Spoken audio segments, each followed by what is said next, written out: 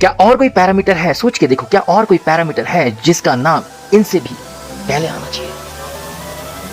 क्या और कोई पैरामीटर है जो इन सबसे भी बेसिक पैरामीटर है, जो सबसे बेसिक पैरामीटर है, जिस पर कि अगर मैं कहूं कि पूरी की पूरी की मैकेनिक्स डिपेंड करती है, वो बेसिक पैरामीटर कौन सा है? वो बेसिक पैरामीटर कौन सा? मैं इतना स्ट्रेस इसलिए दे रहा हूं because that is a very very important parameter. लेकिन दुख की बात है, हम लोग यूजुअली बुक्स में, स्कूल में, कोचिंग्स में, क्लासेस में उसकी बात नहीं करते, उसका जिक्र नहीं करते। अच्छा, नहीं समझ में आ रहा है तो चलो मैं आपको एक हिंट दे रहा हूं। मुझे एक बात बताओ, अगर कोई बॉडी तुम्हारे सामने रखी हुई है, कब कहोगे कि वो बॉडी डिस्प्लेस हो गई? कोई भी बॉडी तब डिस्प्लेस करता हुआ कहलाता है, कोई भी बॉडी तब कहलाता है कि इसने डिस्टेंस ट्रैवल किया, जब उसकी क्या चीज बदलती है? यस, उसकी पोजीशन बदलती है।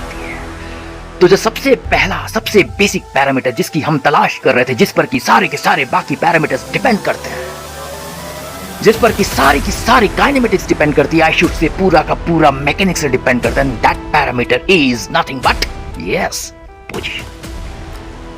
That is position. मैं मानता हूं कि बुक्स के अंदर हम लोग पढ़ते हैं, पोजीशन को पढ़ते हैं, कहीं ना कहीं पोजीशन लिखा रहता है। 9th में भी पढ़ाते हैं अपने को कि position of a body is observe dependent quantity, पढ़ते हैं। I am not denying that. लेकिन अगर हम पैरामीटर्स की बात करें, सीक्वेंस की बात करें बेटे, तो सीक्वेंस के अंदर, उस पैरामीटर के सीक्वेंस के अंदर पोजीशन का नाम नहीं लिया जाता है। उसको एक अलग से टॉपिक के रूप में, सब टॉपिक के रूप में जरूर हम पढ़ते हैं बुक के अंदर, जरूर उसको हम एक अलग सब टॉपिक के रूप में देखते हैं। लेकिन अगर किसी चीज को देखना है तो शर्त है प्रॉपर्ली देखो, अदरवाइज देखने की जरूरत ना है।